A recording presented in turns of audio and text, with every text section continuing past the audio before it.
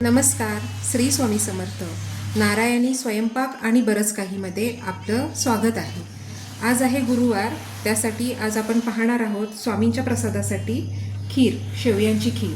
तर त्यासाठी लागणारं साहित्य आहे शेवया. 1 वाटी शेवया घेतल्यात मी. काजू, बदाम, मनुका, वेलची पावडर, वेलचीचे दाणे मी कुटून घेतले आहेत. 1 वाटी दूध, 1.5 वाटी पाणी घेतलं आहे. मला जरा पातळ हवे आहे खीर, म्हणून मी पाणी घेतलं आहे. तूप आणि साखर. कढईमध्ये तूप गरम करून घेतलं आहे. मी 2 चमचे तूप घेतले.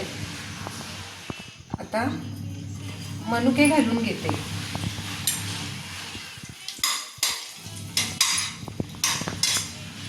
मनुके छान फुलले.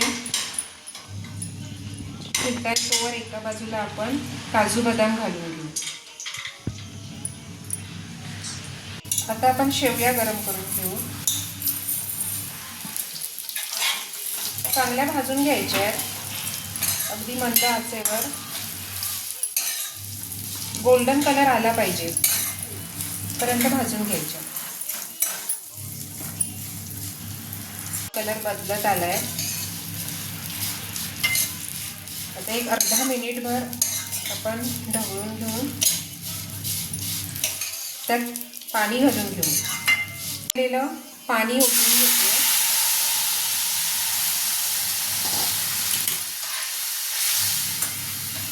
पाणी आणि दूध गरम करूनच ठेवायचं.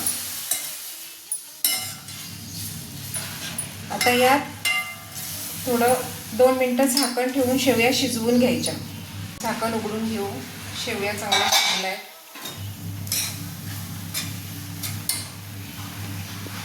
आता साखर घालू आपण.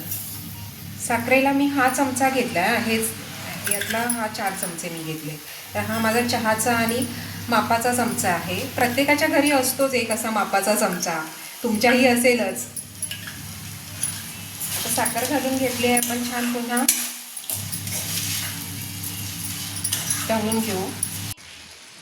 साखर वितळली आहे. आपण 1 वाटी दूध ओतून घेऊ.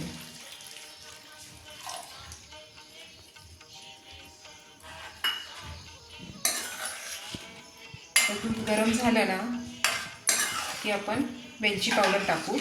एक छान उकळी येऊ दे, पण तोवर ढवळत राहायचं, नाहीतर दूध फुटण्याची शक्यता असते. पण दूध शेवटी घालायचं.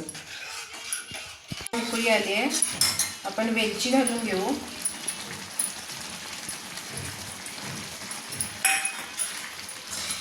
ही पहा, आपली खीर तयार आहे. आता आपण ती वाटीत काढून घेऊ. हा श्री स्वामी समर्थांच्या नैवेद्याची खीर. अशाच नवनवीन रेसिपी पाहण्यासाठी पाहत रहा नारायणी स्वयंपाक आणि बरंच काही. धन्यवाद.